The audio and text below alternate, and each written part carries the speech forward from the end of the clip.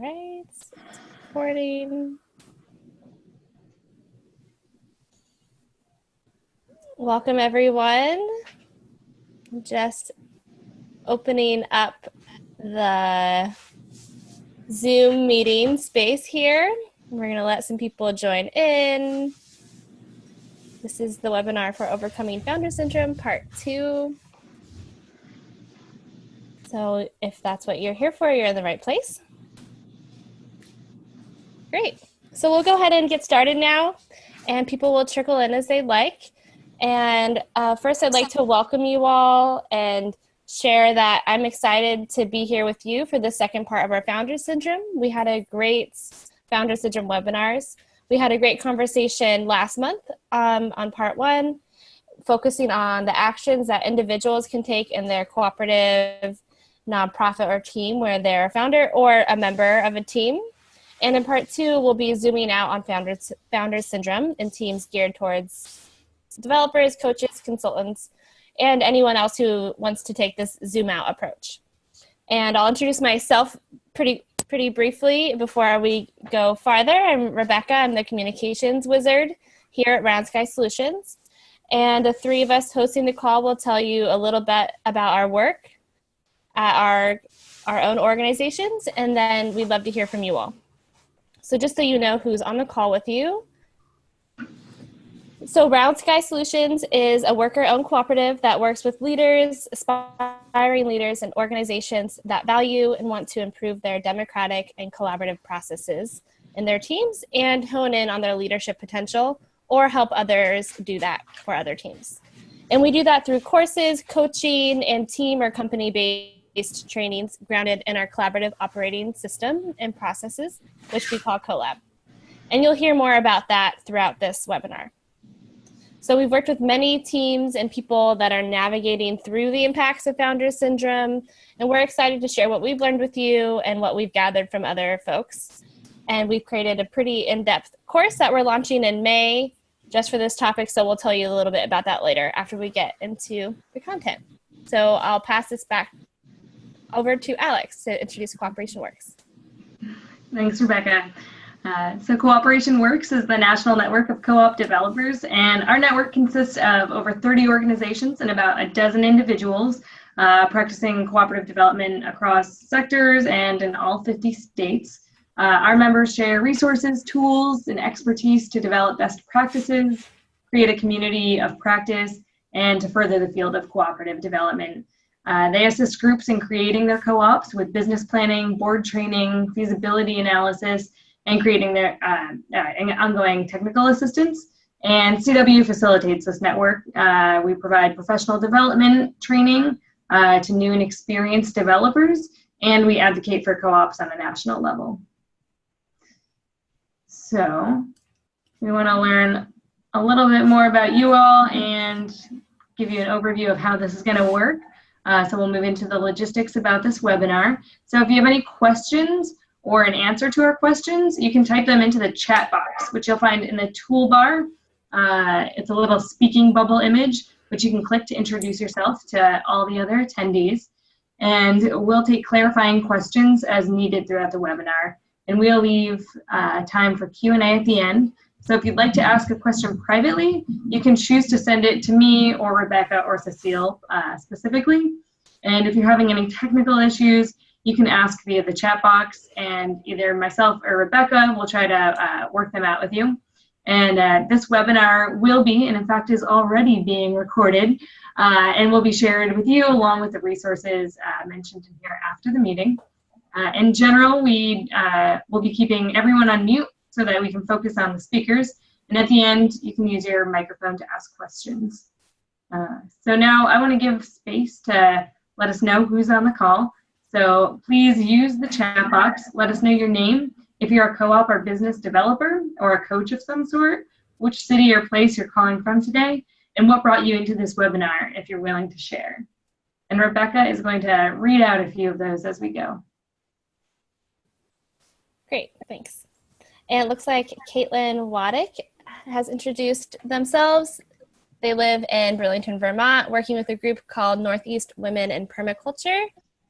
and they're helping with a social media platform startup called Life on Earth that they're an organizer for. Great, welcome. Glad to have you here. Rachel is here. Rachel, Juan, Corinna, and Sylvia. Sorry if I mispronounced any of those. Coming from, they're co-op developers at the Center for Family Life in Sunset Park in Brooklyn, and they're regularly supporting cooperatives and membership shifts, and know founder syndrome well. Glad to have you here. Excited to hear about what kind of wisdom you've gained from those struggles. Jan Sage is here, and she's a sole proprietor of a learning consultancy seeking clients and possibly internal position in learning, coaching, and leadership development. Would love to work in a worker-owned co-op. Nice, welcome. Aaron Wolf is here, co-founder of in-progress platform co-op Snowdrift.coop, which aims to cooperatively fund public goods. For example, free Libre open software, journalism, music, art. They're in Oregon City, but our team is distributed around the world, all volunteer. Welcome. Great, and Caitlin's also coming from the Vermont Solidarity Investment Club, working on collaborative procedures for our club. Great to have you here. And I'll keep introducing yourselves. I'll do one more, and then we'll keep going. But feel free to say hello to each other in the chat box if you'd like. Elaine Gauthier, and again, I'm sorry if I've mispronounced your name. They are an executive coach based in Portland, just moved here, and work in the Pacific Northwest and in France.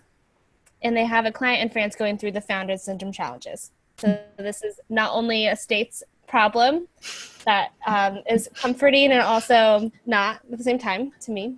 So I'll welcome everybody, and we'll keep going.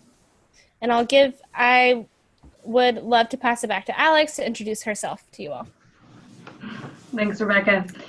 So it's so good to hear from everyone and where you're all calling in from. It's great to see such a variety of folks out there. And as you probably figured out, I'm with Cooperation Works. I'm the executive director, and I've been with the organization for just over 2 years. I've been involved with cooperatives since I fell in love with my student housing co-op over 10 years ago. Since then, I co-founded the Cooperative Food Empowerment Directive, and I was the first operations manager for the Berkeley Student Food Collective, in addition to being involved with a few other cooperative projects in the Bay Area. I live in Oakland, and outside of co-ops, I really like bike packing and bike commuting. I'm a ceramics novice who enjoys kitchen experiments and copious amounts of coffee. And as someone who's been both a founder and a new team member in various cooperatives, I think addressing founder syndrome and figuring out effective collaborative ways of working through it is so critical to an organization. I'm really grateful to have the opportunity to discuss this with all of you today. Great, thanks for being here. And so I'll introduce myself. I'm Rebecca, the communications wizard at Round Sky, and I've been working with these folks since almost 2 years, 2 years in July. And what brought me to this work is the importance of process and structure to get us where we want to be. And so I was thinking about that a lot when I joined this co-op, and I also wanted to enter more fully into the worker co-op movement to gain a better understanding of what economic justice looks like for me, as I come from a fragmented class background. And I currently live and have been in New Orleans for almost 5 years, and I'm from California. And outside of Round Sky, I do anti-racist organizing with the collective here, try to make time for dancing, and visit my folks in California as often as I can. And I'm really excited to be a part of this conversation today, because before Round Sky, I experienced a lot of incredibly inspiring founders that also just didn't understand the impact their management style had on the team. And so it was really confusing and painful and wonderful at some times to work with these folks and in the dynamics. So grateful to be in community with you all today to talk about this. And Cecile, would love to have you introduce yourself. Yeah, thanks everyone. So I'm Cecile, one of the co-founders of Round Sky Solutions, and I live near Montpelier, Vermont. I've worked for founders, and I train others in how to transition out of founder syndrome. So personally, I've founded more than one organization in my life and have participated in other startups where I was not the founder, but worked directly with founders. I've seen founders, myself included, provide an invaluable service in birthing an organization, and I've seen the very same people undermine the success of the organizations we founded.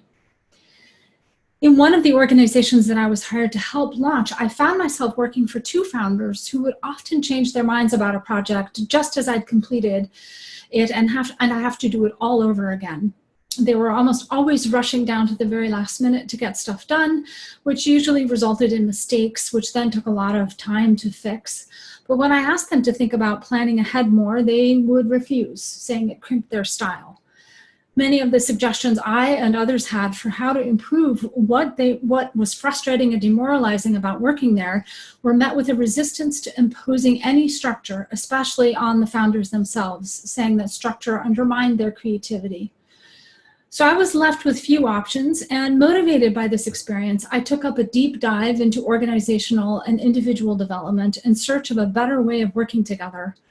In particular, I was really curious what power is and developed some theories about power to map or explain the dynamics I commonly saw at play in organizations. I then synthesized the research that I'd been doing with my challenging career experiences, and from that research created a map of what organizations need to communicate about and a set of processes called CoLab that reliably deliver healthy forms of power in action, including much more fun and engaging ways of working together. I published Collaboration That Works, a ruthlessly practical handbook for a generative world, as a training manual that summarizes this research and introduces CoLab for organizations. So I'm delighted to be here with you exploring ways of coaching and consulting teams and organizations that are struggling with founder syndrome. And during today's webinar, we'll cover a few things. We'll first examine the common challenges that characterize founder syndrome, including an understanding of what founder syndrome is. We'll also explore tactics for developers who are coaching founders and supporting teams dealing with founder syndrome. And then we'll dig into practices for developers to consider when working with founders and their organizations, including hearing from you what you've found works. And then we'll wrap up with some next steps for you to consider and a Q&A. With that, I pass it back to Rebecca. Great, thank you. So before we get into the content of this webinar, I wanted to invite those of you on the call to tell us a little bit more about what brought you here and what's maybe more specifically around what has your experience been in your own teams or in teams that you've worked with when dealing with founder syndrome, whether it was explicit or you knew that it was happening. And so if you can share in the chat box, again, doing that. And while you describe your situation, Alex and I will share our own examples about what we've experienced or seen. So for mine, I alluded to this earlier, in some difficult collaboration at a nonprofit I worked at, I found that one reason my job was particularly difficult was because my boss and the founder would go through this process of asking the team, our team of 4, questions about what we wanted to happen, what we thought about things, to build our teamwork together and collaborate. And then after, he would just throw away everything that we did and decide whatever he wanted to do without talking to us. So it was this sense of feeling like my time was being wasted and disrespected, where and kind of used to try to think that we were collaborating, but then not, which I think is wasn't purposeful, but showed up over and over again. So it's my example. Alex, would you like to share yours? Yeah. So as someone who's been a co-founder, a member, and a new employee, I've definitely had my fair share of experiences with founder syndrome to various degrees. But I actually just want to touch on an experience that a lot of CW members shared with me. So I spoke with many CW members in the creation of this webinar, and I was struck by the number of developers who cited steering committees transitioning to boards as a very at-risk phase for founders syndrome to rear its head. And this could be an individual, but it often involves confusion from the board as a whole as to what their new roles in respect to governance and management are as they move into operations and bring on employees. And we'll actually talk a little bit more about that later. So it looks like we have at least one story coming in. So let's see, let's hear about your experiences. Hand that over to Rebecca. Great. Okay, so let's see. Let's see here. So Caitlin shares that our group had a meeting by conference call on Monday. As a co-organizer of that meeting, my collaborator took charge of the meeting, and we did not collaborate to create an agenda for that meeting. Since no agenda was announced, the participants came to that meeting with differing ideas about what we would be trying to accomplish. Our yield from the meeting would have been improved by an advanced agenda. Yeah, so there's no power over what's happening in the time you're spending together to move your work forward. Exactly. Something that the comments are jumping around a lot, so if I skip yours, I'll try to make sure I come back to it. Something that comes up for a lot of us from Rachel: founding members want more recognition, not necessarily financial, but other ways, for their startup experience, knowledge, labor. At the same time, they feel that the newer members are not doing enough. Yes. And Erin says, as a founder myself, I've been sensitive to these issues from the beginning, and while we're doing well overall, my sensitivity to wanting to avoid founder syndrome has led me to often avoid the sort of pushing people that might sometimes inspire, put a fire under, etc., people where needed. Yes. Joe shares, I work for a national network of locally independent social change organizations, including supporting executive leadership transitions at these local organizations. Founder syndrome is very real in that context. Within the past 2 to 3 years, we've had 5 founding EDs leave or are about to leave, with founder syndrome seriously threatening 3 of those 5 local organizations. So this is showing up in so many places and in so many contexts. So glad to start unpacking or continue unpacking that stuff with you today. Continue to keep sharing, and I will pass off to Cecile to discuss this a bit better. Yeah, thanks everyone. It's helpful to hear your concrete experiences, and I really appreciate that there are folks on the call who are founders themselves and experience downsides as well of both being a founder and also what happens when you try to step back from doing that, because there are consequences to that as well. So on that note, let's start with a definition. Founder syndrome really refers to the challenges associated with organizations that have one or a few strong personalities in power, usually the individuals who started the organization, but sometimes it also applies to charismatic leaders who have assumed power after the fact, after the organization was formed.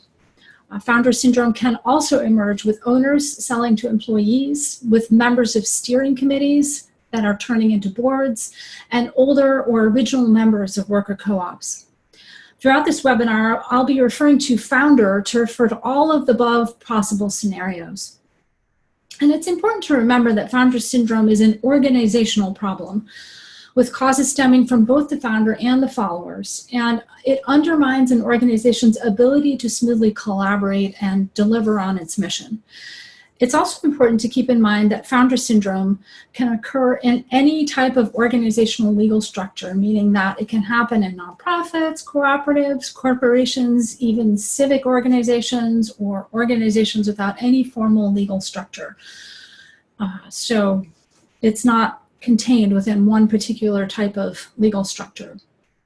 And here you'll see a quote on the screen that came from another organization that has done some research into what founder syndrome is and why it matters.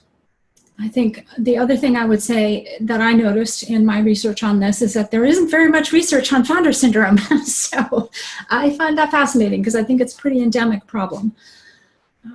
But let's take a couple minutes to look at symptoms. So in addition to a definition, I'm going to ask Alex to help us identify some common specific situations where founder syndrome emerges.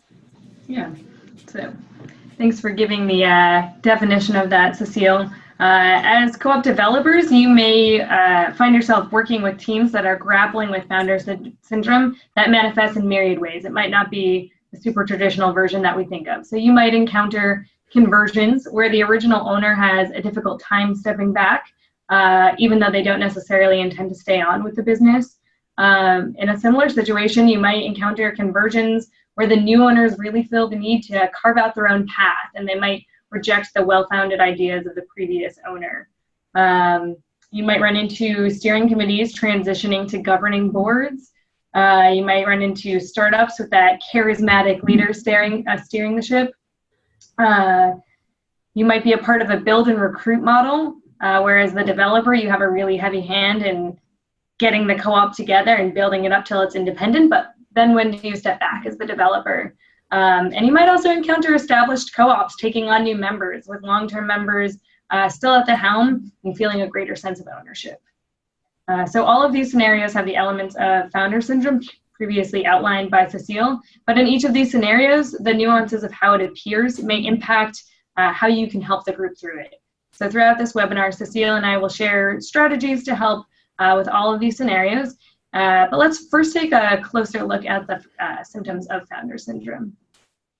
Thanks, Alex. So I'm going to take a minute to list off some of the common symptoms of founder syndrome, as I think it's really important to learn how to recognize what's going on. And I'd like to also ask you, while you're hearing this list, to add any others that you've experienced to the chat box. And again, I'll be using the term founder here to represent all of the types of situations Alex has listed where founder syndrome can emerge. So often, decisions are made by the founder, often without input from others. The founder can be deferred to in all matters, regardless of their actual expertise. The founder is the cornerstone of the organization's identity and forward-facing public face. Snap decisions can be common, and decision reversals without any explanation, warning, or consideration of the impact to others. Information flow throughout the organization can be stilted or actively even stifled, with the founder sort of at the center of all the information flows. Planning courses of action and setting priorities are typically the purview of the founder. And employees can often feel like they are paid to think, but not to think, but simply deliver on orders, which themselves can change at the drop of a hat, undoing weeks of effort. Also, if the organization has a board, that board can be filled by people who are loyal to the founder and not likely to countermand anything that the founder has said or done. Proposals for change coming from any direction other than the founder are expertly resisted and even actively discouraged.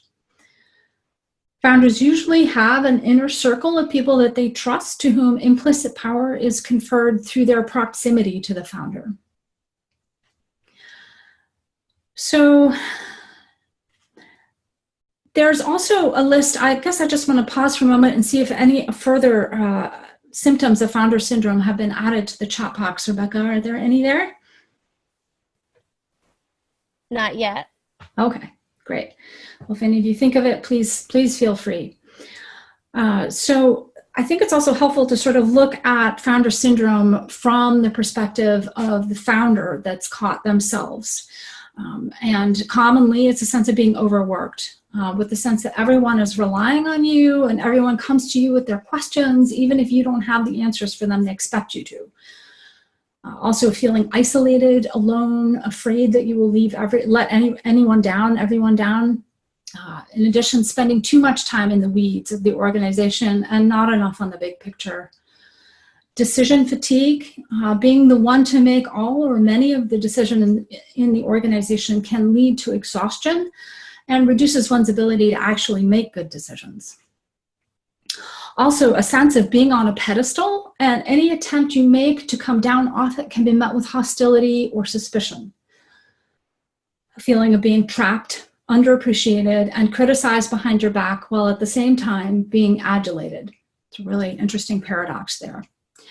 So as we're working with teams, it's important to keep in mind that founder syndrome is not just caused by power-hungry narcissists that seek to dominate in an organization, right? That's the caricature. It's not that founders are simply good or bad. This can sometimes be the case, but really more often than not, founder syndrome is the byproduct of both the leaders and the followers. Frankly, many people just want a strong leader to rely on and shy away from responsibility and pressure. They want to be able to leave their jobs at the office and go home carefree. Being a leader holding a lot of responsibility can be challenging and painful, and it definitely goes home with you to wake you up in the middle of the night, and a lot of folks just don't want that. The pleasant side of being a founder can be hard to find, and it can seem nigh impossible to actually get out of this dynamic and dilemma, short of just walking away from the whole thing. And let's talk a little bit about the characteristics of individuals that might tend to become or be susceptible rather to founder syndrome. So as developers and consultants, we need to be on the lookout for some of these characteristics of founders to be able to analyze and address the situation effectively. Founders particularly susceptible to founder syndrome seem to be often characterized by their charisma, a love of shooting from the hip, and a concomitant distaste for structure and process, claiming it cramps their style. A reluctance to cede meaningful power to others, a tendency towards narcissism, and a desire to surround themselves with people who are loyal to them and prefer or are able to follow with little question. It's critical in these situations to hold in mind that the founder is just another person doing their best and are likely unaware to what extent their behavior is responsible for conditions in the organization. They may also be unaware that conditions are unhealthy because from their perspective, nothing may seem awry. So ensure that you are being as neutral as possible for the best of the team and not taking anyone's side as you approach this situation as a consultant or a developer. And taking a neutral stance where you're supporting both sides of a conversation is essential. In particular, demonizing the founder, even if they are clearly contributing to the toxic conditions, will not support a generative way forward. And I know I've fallen prey to that myself. It's hard not to, but it's not helpful ultimately. So I'd like to take a step back right now and just offer my hypothesis on the fundamental power dynamics at play, which I've written about in greater detail in academic articles and in my book, Collaboration That Works. And just comment for a little bit. I spoke in the last webinar in more detail on founder syndrome, and I introduced my thoughts on power at that point. And today I just want to summarize that there's an incredible important analysis of power when you're looking at a team. Essentially, if power is the force of enactment, which is a definition I found very helpful, then founders are being are given or taking a disproportionate amount of power. So when power is concentrated in any given individual or group, their brains literally change over time, reducing the neural pathways that foster empathy. So this is a really interesting piece of science that's been uncovered so far. So here's the summary of the research. We shut out peripheral information, and that can be really helpful, except it has consequences, making us less accessible to people, less likely to hear them. So I'd like to emphasize that not every founder or charismatic leader will fall prey to these tendencies, but many do, with huge negative impacts to daily work life for themselves and their team. I'd like to also underscore the role for those of us that who are close to founders that we play when we unconditionally support founders by not holding them accountable and not giving them relevant and difficult feedback. So I would like to recommend that one of your next actions be, as a coach, consultant, and developer, one of the first questions upon entering a challenging organizational environment is whether or not founder syndrome is present. So the first tip I would offer you is to evaluate the circumstance by rating the number of active symptoms and their severity. This evaluation should ideally include the input from a wide range of individuals within the organization, including some who are not in management or leadership positions. You can review our evaluation method from the last time, which is also in this slide here. So on that note, I'd like to move into some practices for you to consider. And the first, most effective and most far-reaching action you can take is to use the power that you have as a consultant or developer to suggest the implementation of a collaborative operating system throughout the organization.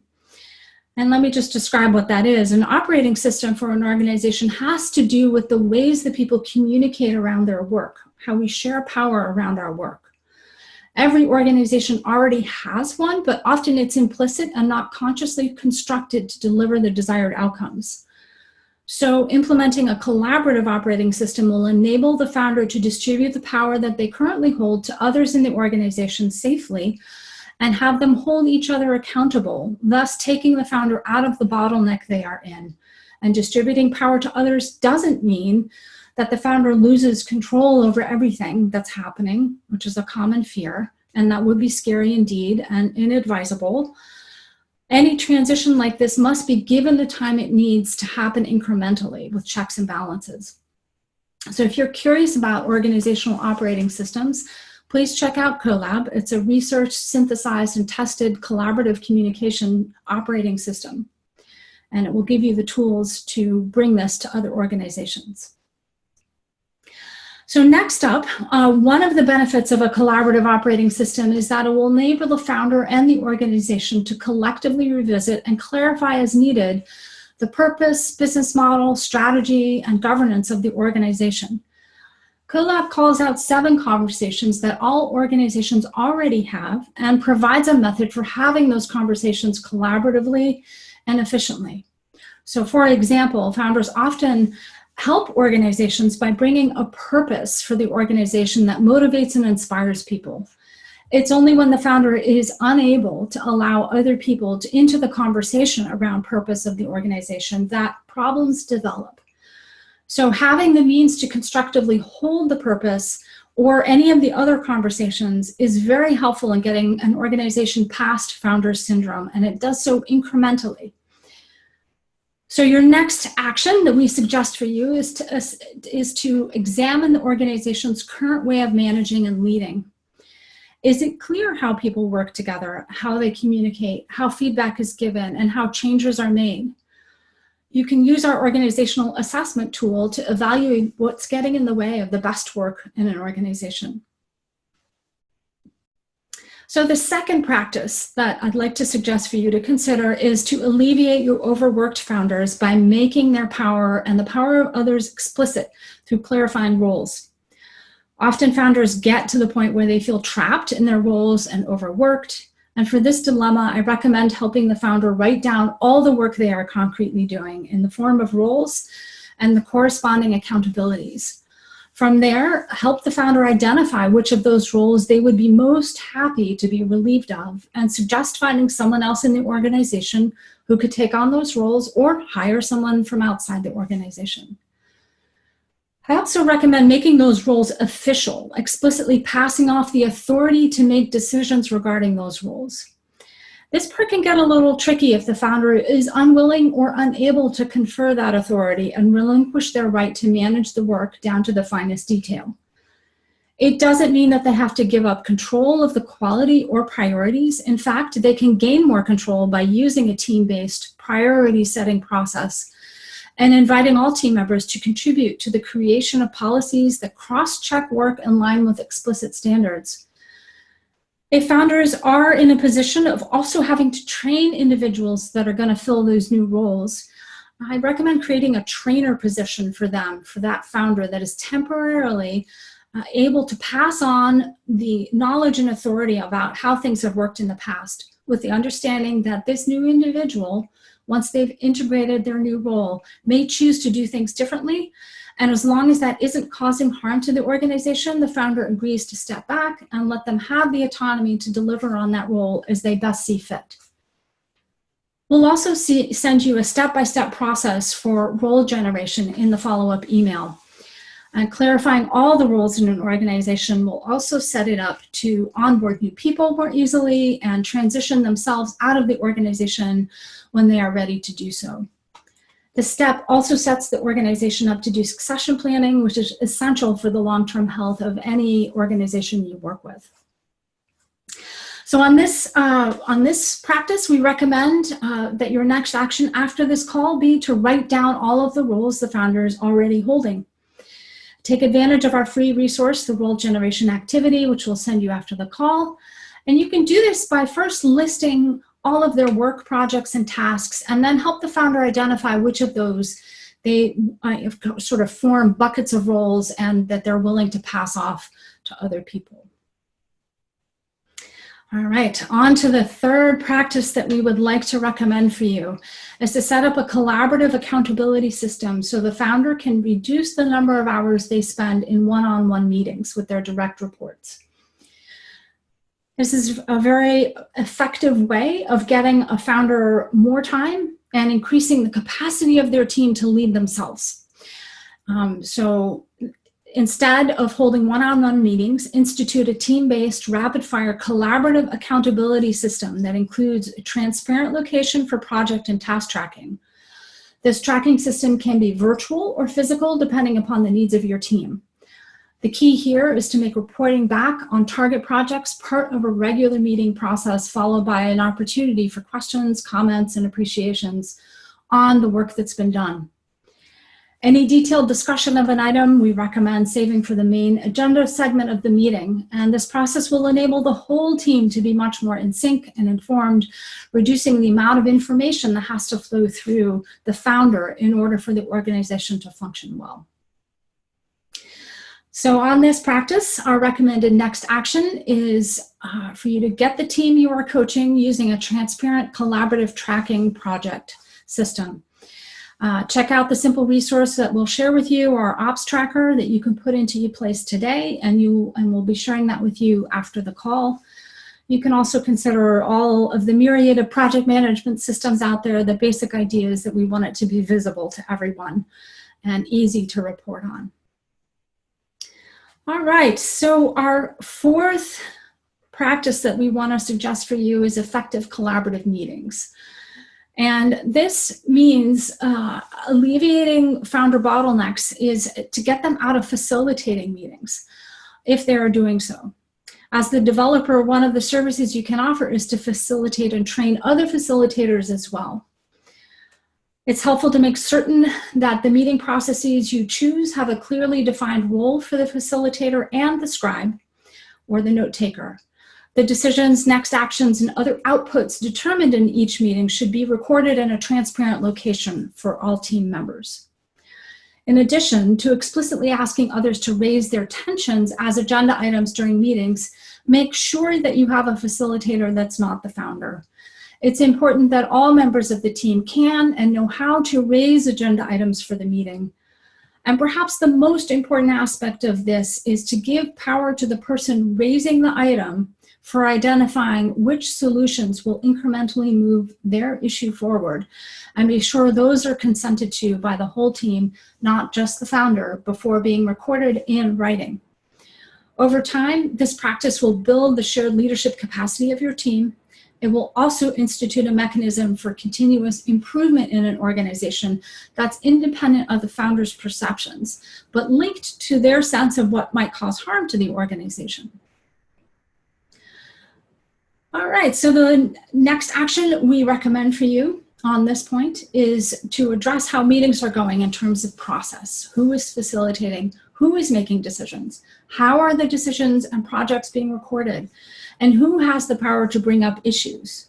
We suggest a collaboratively built agenda that we created called the Living Agenda, and look for that template and start practicing with it to ease the burden off of your founder's shoulders and distribute power to the rest of your team.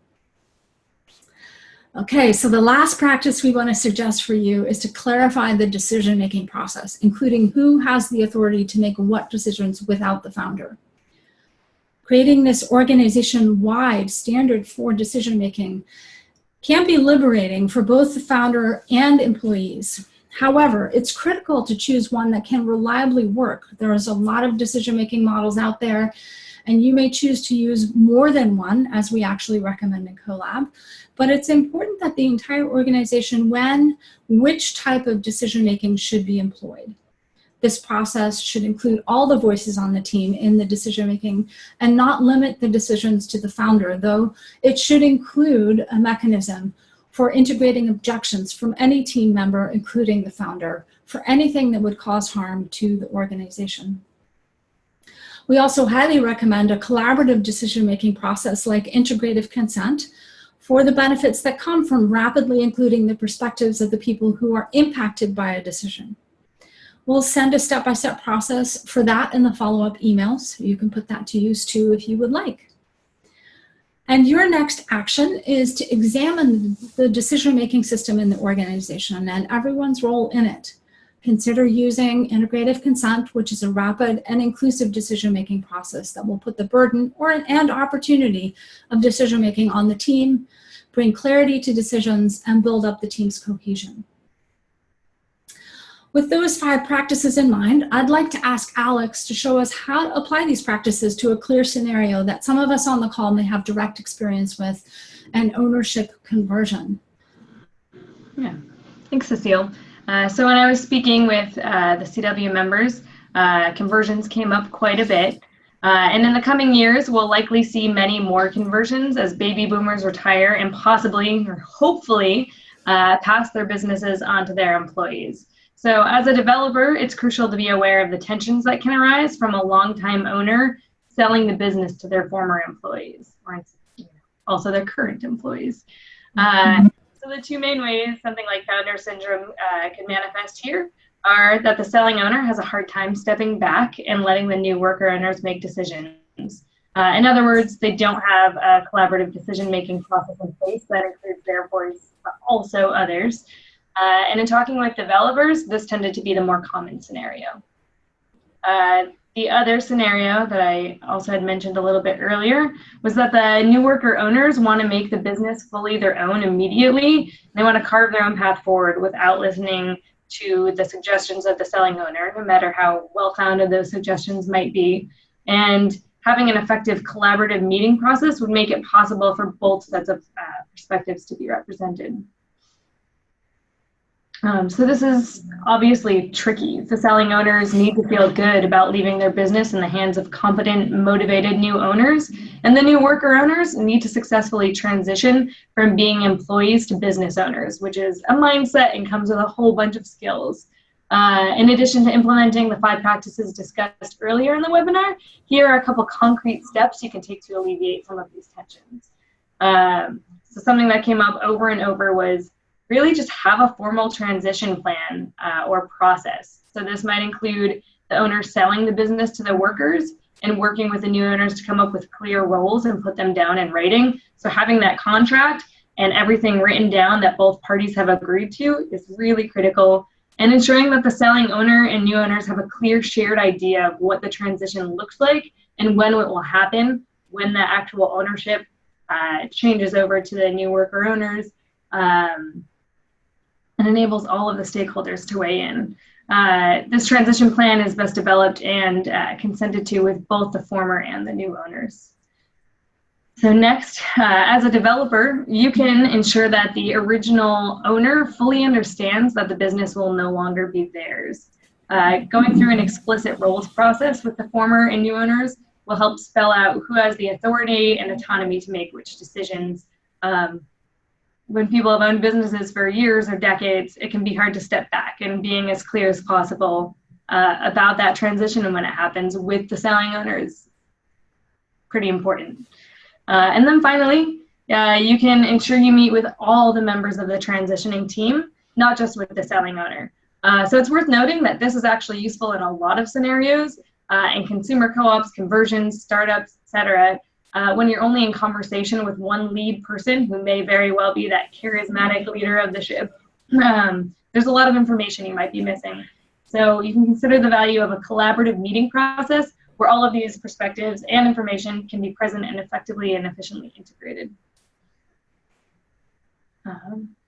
So one thing that came up over and over is really the importance of getting training, and specifically board training.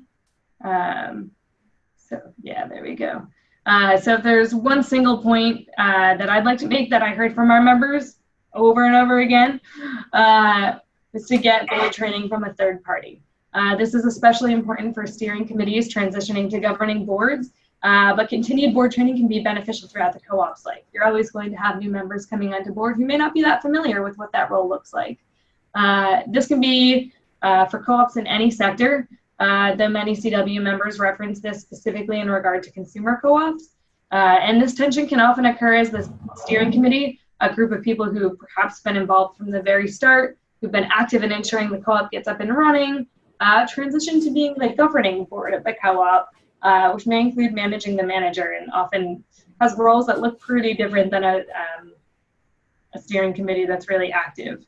So usually this occurs as the co-op opens and operations begin. And here's just a few tips from our members. So board training, again, is crucial. Being an effective board member is a special skill and needs to be carefully developed and practiced, and it's not going to happen overnight. It's also really difficult for a group to do this from the inside out, to try to train themselves, even if there are perhaps more senior board members or board members with more experience. So hiring an outside party to do this training can really save the group a lot of anxiety and strife. So this means building training into the budget. These things do cost money and they're not necessarily a small chunk either. So ideally it's not a one-time training, but something that's built in over a period of time, either with the same board or as new boards come on over the course of the co-op's life. And it's something that can respond to to changes rather. And just one specific scenario where this comes up is that many new boards are really blindsided by hiring and managing a general manager. So in addition to board training, this transition can also be made smoother if the board has already hired and managed a project manager through the pre-operations phase. So then they get the experience of managing their employee before the store is actually open, and it can be really detrimental. And this will just give them the practice that they'll need to be effective board members as the store opens. And just so you all know, board training really can cover so much and can be helpful in just so many ways. So it'll help new boards learn how to govern. This could include just learning different types of governance and how they actually can partake in that. For example, policy governance. And it'll also train them on how to effectively use certain systems. Potentially something like Robert's rules so that they know how to conduct a meeting. It'll also ensure that all board members know their fiduciary duties, which are legally binding. So you can do some research on those, but that covers duty of care, duty of loyalty, and duty of obedience. You want to make sure all of your board members are well versed in that. And it can also keep them focused on governance and their role in governance instead of the potential tendency for micromanaging. You can help the board work as a team. Board training can help the board work as a team. So the board really needs to trust each other and know effective ways to communicate. This takes some time and exercises to build up, and board training can include those team building exercises that do build that trust and foster better communication. And then finally, all of your board members are hopefully bringing something a little bit different to the board as a strength. So the board training can help identify and utilize the strengths of individual members and help them all figure out how it works together. So that's just a little summary of board training. And I know there are several developers on the call, and I want to invite you to let us know via the chat box if you found other successful ways of working with founder syndrome. And if you've got questions about your particular situation, you can also respond during the Q&A segment, which is coming up shortly. And about, there's a little bit of an echo there. About Robert's rules, I think the point here is understanding, your board has to understand the system that they're using. So we're not advocating for Robert's rules, but that's an example. Also, CoLab has our standard meeting practice, which some of you may have worked with, which is what Round Sky Solutions would suggest. But as long as your board knows the system that they're using, that's the most important thing, that you're not coming from different systems. Erin has feelings about Robert's rules. So just to echo, there is no endorsing of Robert's rules. It's just something that people are clearly familiar with. And if you're going to use it, you should do it correctly. But obviously there are better systems that people can go about implementing. Yeah. So on that note, what are some other ways, like Alex asked, ways that you've that have helped you work with, manage, deal with, overcome Founders Syndrome with your own team or with the teams that you're coaching?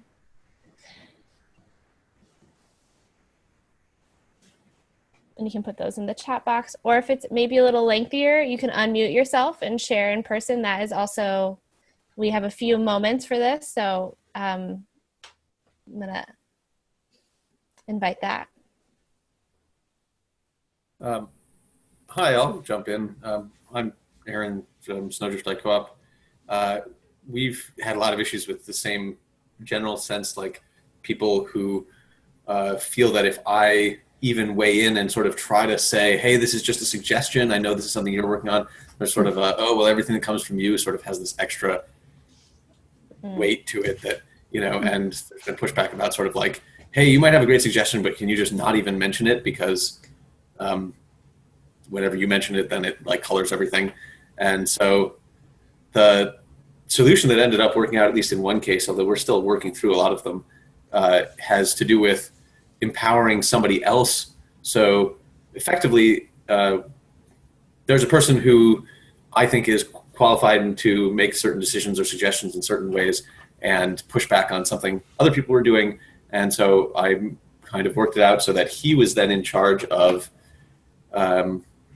organizing that team's work, and I was not present, but I'm able to talk to him, and I know that he doesn't hesitate to disagree with me or push back on what I'm doing. So I can go to him and say, hey, I have this concern about what that your team is doing because there's these problems, and he will tell me if he disagrees, or he'll say, okay, and then he'll bring it up, but it's not coming from me in the way that everybody else hears it.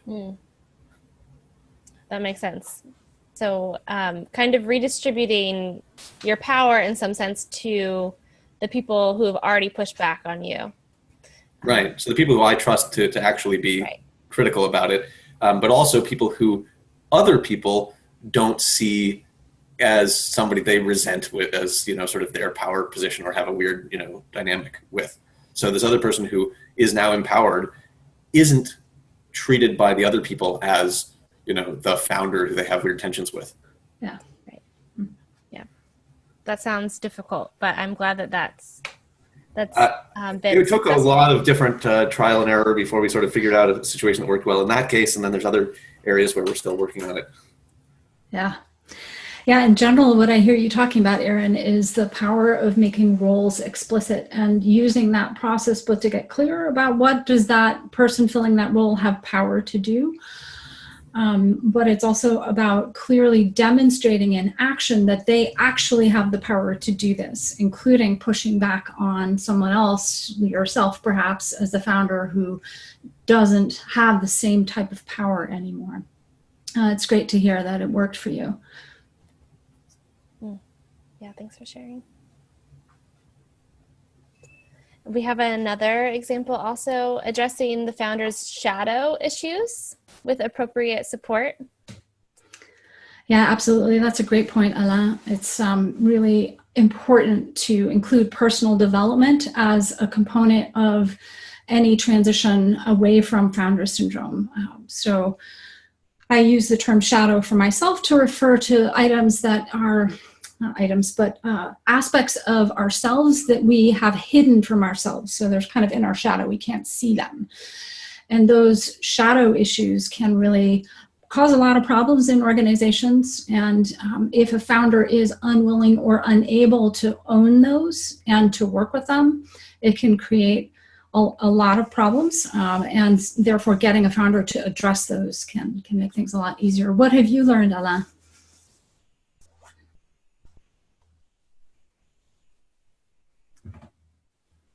Yeah, I've become sensitive to the fact that, for instance, the need for a founder, and that may be why he created a company anyway, to be seen and valued, etc., because he was not seen and valued earlier in his life, especially early life, is something that is that in a way needs to be addressed. Now, a consultant like me who has no psychological training is not the best person to do it. But first, a person like this to say, well, you know, you would need, and actually that person that I was coaching last year ended up doing it. Finally, it took a while because there was a lot, you know, all these defense mechanisms built in.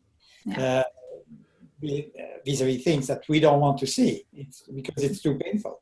But we touched on it a couple of times, and finally, especially after recognizing that recruiting another director general was not going to solve the issue if he himself didn't address that. So we made a little bit of progress on that. So that's why I'm very sensitive to that. It took a long time. Yeah. Thank you. Yeah. So I do believe in collective solutions, such as all the different prescriptions that you had and practices, etc. If we only focus on that and neglect the true intrapersonal side, we might actually be disappointed by the results.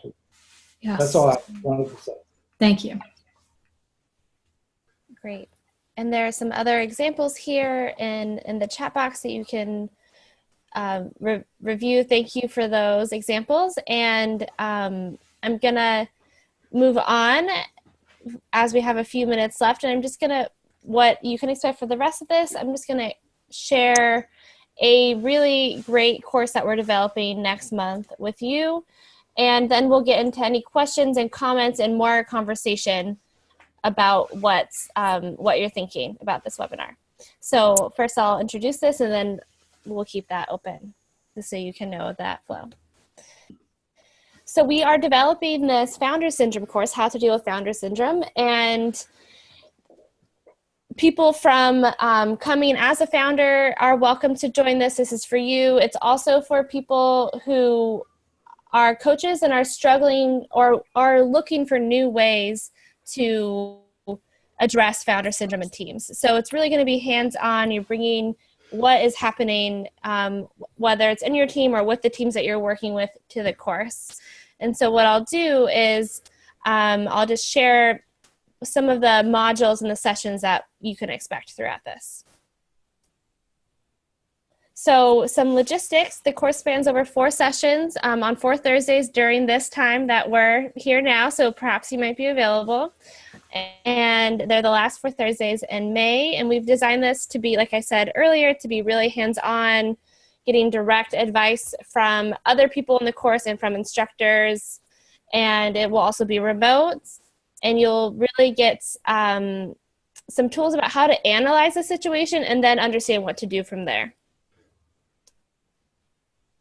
And so over the 4 sessions, the first one will be really understanding, the second, understanding your situation with assessment tools and maybe some homework around what to do and getting feedback from other people.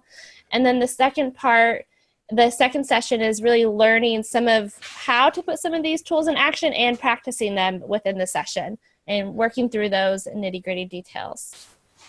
And then the third one is really this hands-on practice, bringing what has happened in the last week to work through some of that stuff and thinking about your meeting structure, not Robert's rules, I hear, especially not for Aaron, and also thinking about your collective task tracking. How is the work, the meat of your organization? How do people know what's happening? Are you stepping on each other's toes? That often happens in founder syndrome. Is there micromanaging happening? So really looking at that as well in this session 3. And then in the 4th session, we at RoundScout are all about a plan, moving a plan forward and having concrete next actions that you'll take forward with you. So you'll have this clear pathway about what change will look like moving forward. So it's going to be a really interactive, intense 4-week course that will perhaps shift what's happening in your team immensely.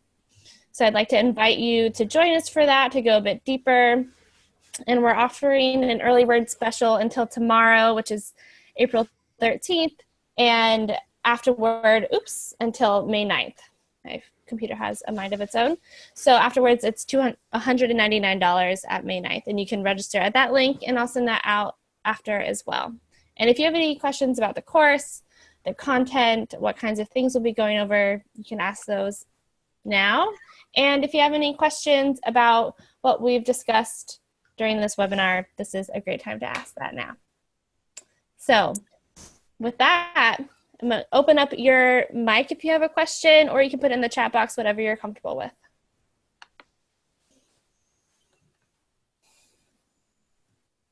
I know I zoomed through that.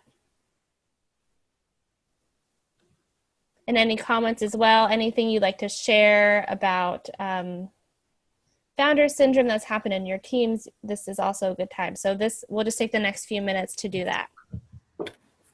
I'll go ahead with a quick question. Okay. So in our case, at the moment, although this may or may not, hopefully not be the status quo for forever, we have it's a volunteer-based organization, and people's bandwidth is variable.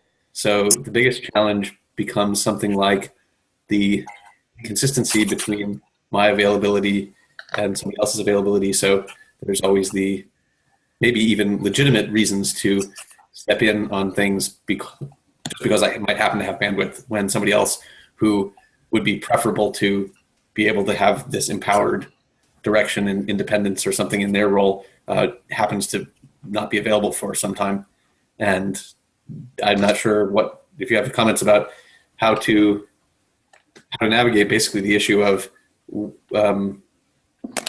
basically bandwidth variabilities in terms of empowering people and having people be able to step up and not feel like I'm stepping on their toes. Yeah, thank you, Aaron. That's a really great example of some of the challenges of doing this well. And I call, so there's a couple things I'll mention. One, having those clear roles that can bounce between individuals depending upon availability, again, can take it out of the field of, oh, Aaron, you're just being the founder again and doing everything. No, it's been clearly passed to you because that individual couldn't do it. So that clear passing of accountability can really help, making it explicit what's being passed and for how long.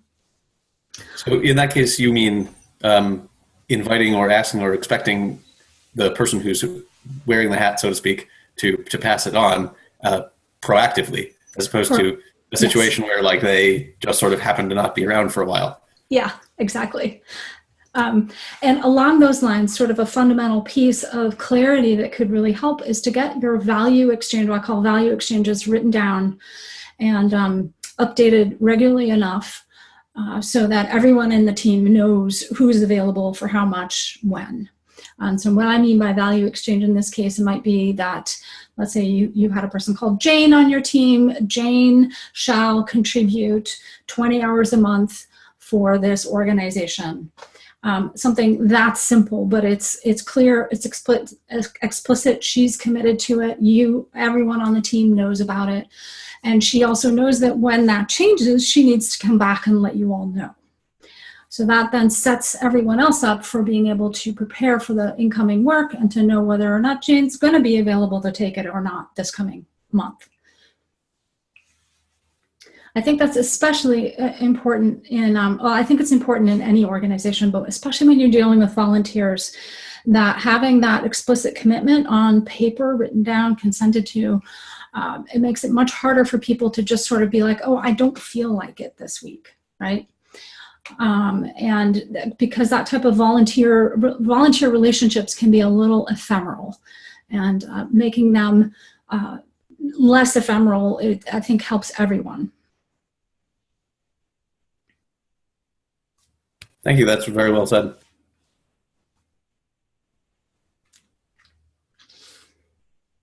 And Allah, I see that your virtual hand has been raised. That's right. I'm trying to unmute myself. Yes, thank you. I was wondering, I mean, my case, the case I have in mind is in the context of a for-profit company. So it may be very different from most people on the phone call. But when a founder accumulates several roles, that he's not just the founder in terms of having initiated the company, but he's also the chief product designer, or at least has been. He's the 100% owner, you know. So there are many things to let go of. Yeah. As many roles that a founder can play. So I'm wondering whether you have some suggestions then as to, you know, how do we unentangle all of this? Because it is obviously there is such a strong identity involved in each of these roles that the person has cannot see himself or herself as doing what he does, because it is so much the subject of everything. He doesn't see his company as an object yet, or to some extent. And that's we all know that's a key aspect of development, is to be able to move from subject to object. So any suggestions you may have? I hate to repeat myself here a little bit, but that the process of creating those clear roles that are separate from the person is a very fundamental practice of moving what's subjective to something objective. Right. And so that's really powerful. And then the next step I recommend is that people are elected to those roles. Right? Rather than just having the founder claim any role that they feel they should have, there is a collective process which elects people, and it does several things. First of all, the founder may not be elected to that role. And secondly, it lets everyone know that we inherit our roles by the grace of our team. It's not just our own individual preference that's going to give me X, Y, or Z role. And those very subtle, very, non-obtrusive ways of training the psyche to externalize what may be subjective and then to also let go. Yeah. But election means that in fact there is already a consideration of other people. Yes. As equal. Yeah. Equal vote, as I do. And that, especially in the case of a sole owner, is a very difficult thing to accomplish. It's intense. I mean, there's a lot of nuance here so that I haven't touched on, but like, in order to have an effective election, you have to have other people in the room who are qualified, right? And that's sort of a precursor to being able to hold an effective election. Mm-hmm. And that can be challenging, especially in early stage startups where really there aren't that many options, right? But even if you don't have many options, going through the process, and even if the founder is elected to those roles, still having to go through that process creates a little detachment for the founder that this isn't theirs to grab. They are receiving this because their team wants them to have it, and it could change, and it should change at some point. Thank you. Yeah.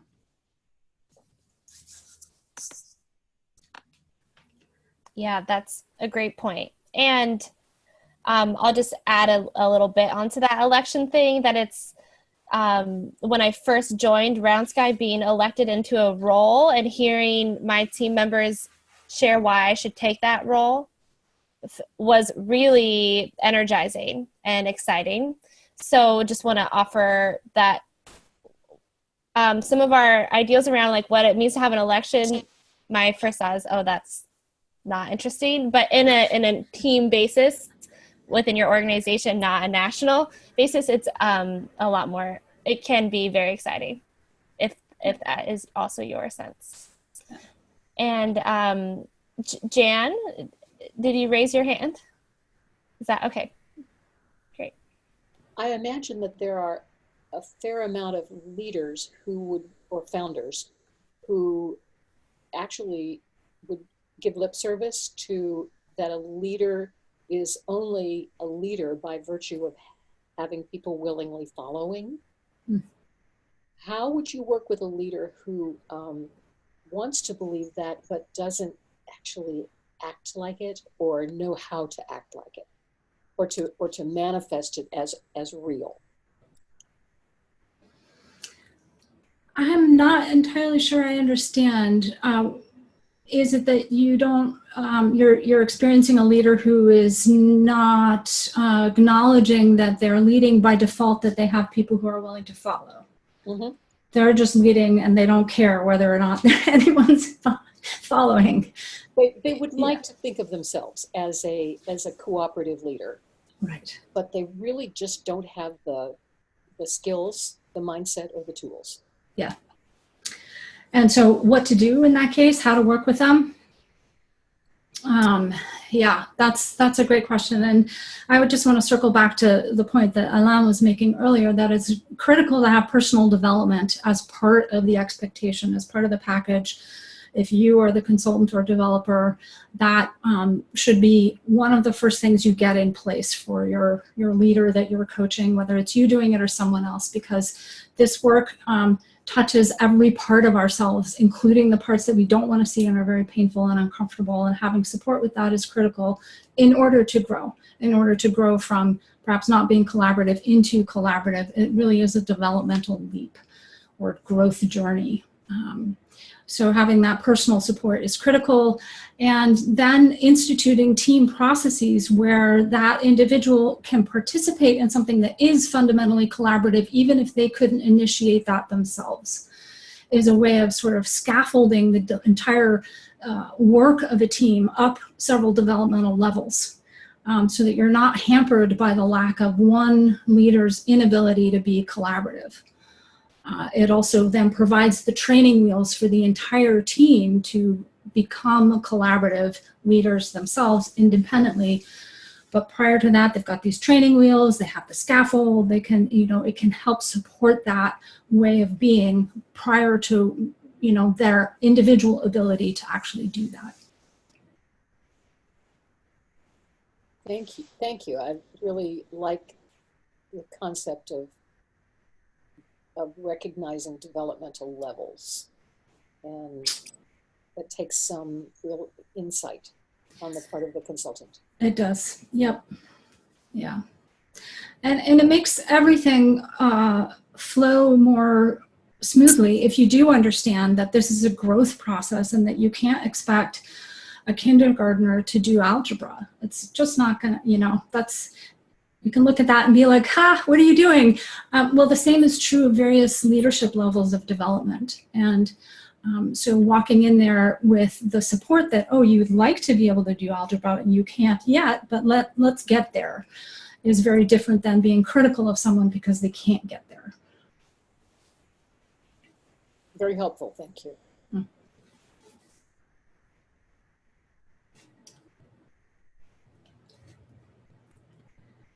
There's another question in the chat box, and I think this will be our last one, and people are welcome to ask us questions afterward as well via email. And the question is, in your experience, what are the challenges of being both the founder's coach and the executive team's developer?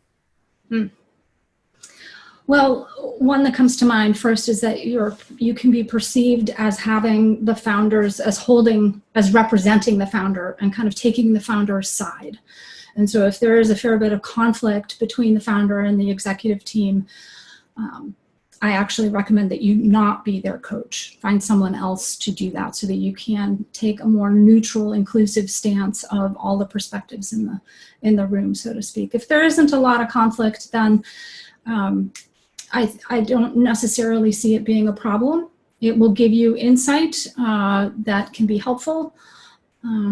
But ultimately, what I would suggest is that you institute a personal development process for the whole team, one that every individual gets attention and support, and to whom everyone else on the team can contribute their support and insights into what would help that individual grow as a leader.